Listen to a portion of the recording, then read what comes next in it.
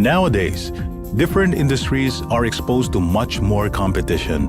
Thus, we want to ensure excellence in our business to maintain customer satisfaction, exceed their expectations, and at the same time, reduce any costs of defects in our operations.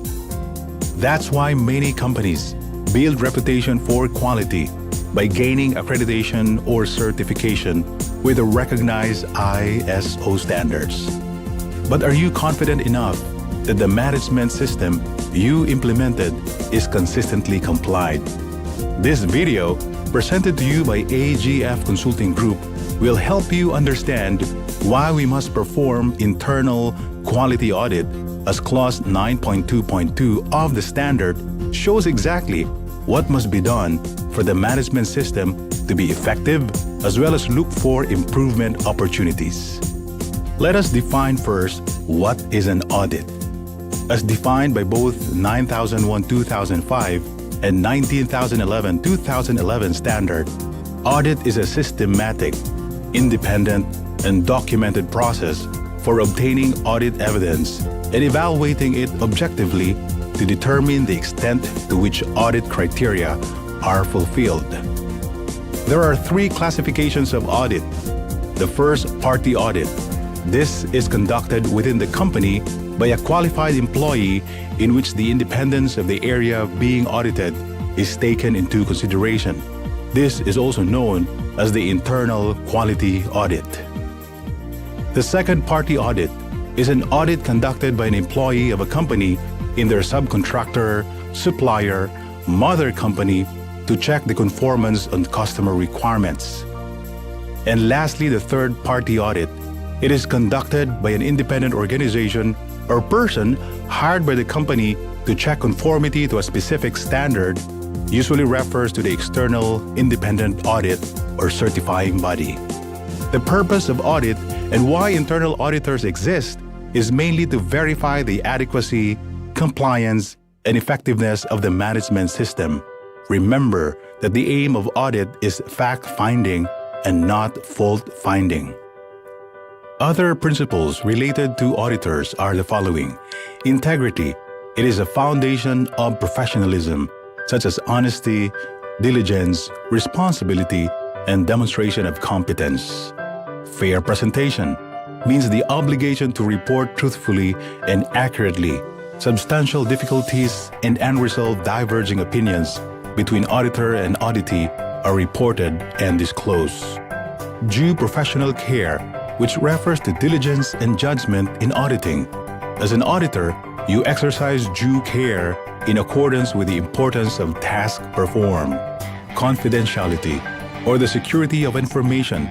Information should not be used for personal gain or in a manner harmful to the legitimate interests of the auditee. Independence is the impartiality and objectivity of audit conclusions, free from bias and conflict of interest.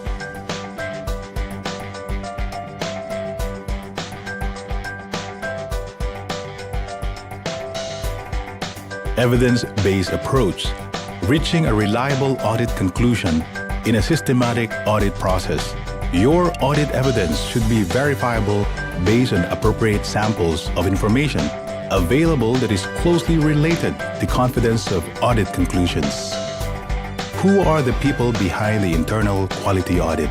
The lead auditor, an auditor who has extra responsibility of managing the audit. The auditor, the person qualified to perform audits. The auditee, this is the organization or process owner being audited. And finally, the audit client, this is the organization or person requesting an audit. Each roles and responsibilities will be discussed further, but first, let us talk about the activities in performing an audit. There are 5 phases of auditing. These are initiation, preparation, execution, reporting, and follow-up. First, initiation. First thing is to appoint the lead auditor. He shall establish initial contact with the auditee and check the feasibility of the audit, the exact schedule, plan, or request. Audit must be at planned intervals, thus make use of the annual internal audit plan. Second, Preparation. Once annual audit plan is approved by the management representative, you need to define the objectives of what are to be accomplished in the audit, criteria, and scope or boundaries of the audit. Itinerary contains details such as exact date, time duration of the audit per area, location of the audit, auditor, and auditee representatives, and other resources needed for the audit. Next, the lead auditor shall appoint the auditors and activities to be done. Selection of the auditor shall conform to the following requirements as they are to be evaluated after audit. Competence or training. It is important that an auditor's knowledge on the standards and skills in the management system discipline to be audited is up to date. An auditor shall undergo trainings as required. Others even go through assessments such as IQA exam or questioning and workshops. Education. It is suggested that an auditor shall hold at least a secondary school certificate. Experience. It is also recommended that an auditor should be in a position where the activities undertaken help develop skills and knowledge in management system. After selection of audit team, it's time to prepare the working documents or the auditor's toolkit.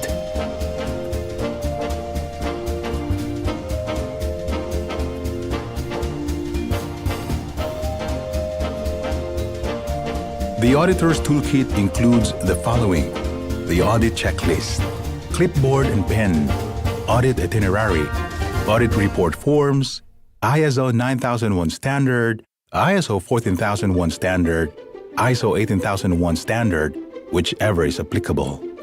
Third is the execution.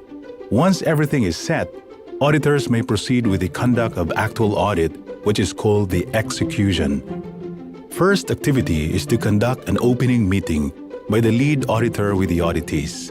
Opening meeting discussion shall include agreement of all parties to the audit itinerary.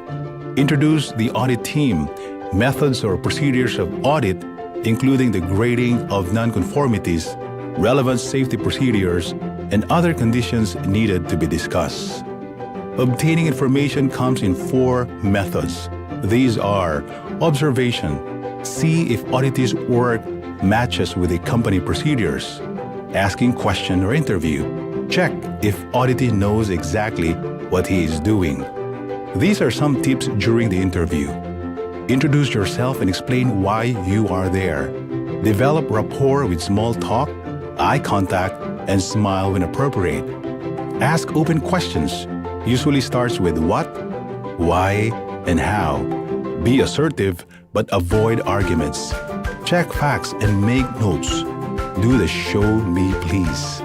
Remain objective and calm, and acknowledge the auditee.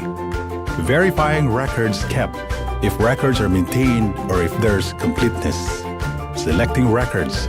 Examination of records is evidence-based, could be positive or negative, and because there is no time to check everything, so you may select examples like purchase order, incident records, recent changes in the organization.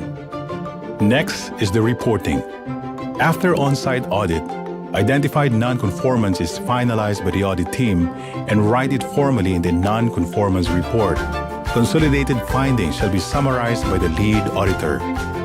Subsequently, the lead auditor shall initiate the conduct of closing meeting with the auditee and/or ISO core team to discuss audit results, resolve any errors or misunderstanding, and agree possible action plans to address the raised findings if applicable.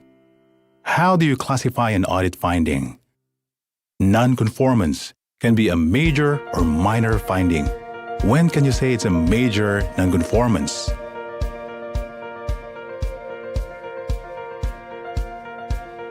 Major nonconformance is the absence or total breakdown of a system to meet the requirements of a clause of ISO 9001 or other standard requirements. It can be raised as major if a number of lapses against a specific requirement to the extent that there are actual adverse effects on the customer satisfaction and quality of product or service. Observation: a single observed lapse or failure to comply one guideline or company procedure or work instruction which does not jeopardize product or service quality. This may not require corrective action. But always remember that a non-conformance report must be factual, specific, and concise. Completeness of the audit report shall observe the following: objective, scope, audit team and auditee, date and location of audit criteria, audit findings, and relevant evidence and audit conclusions. And lastly, the follow-up. As agreed during the closing meeting, corrective actions are usually decided and undertaken by the auditee within an agreed time frame. Auditor shall evaluate action items to its suitability and follow up within specified time. This may require a visit to verify closure of findings on site. Organizational success is one lifelong process, especially in the business. Such a word as improvement has no meaning without the decision to try. Quality of management system has no time limit. You just have to work for it and maintain. To know more about internal quality audit, feel free to visit our website at www.agfconsultinggroup.com, where you can download free resources, or you can send us an email or directly call our hotlines.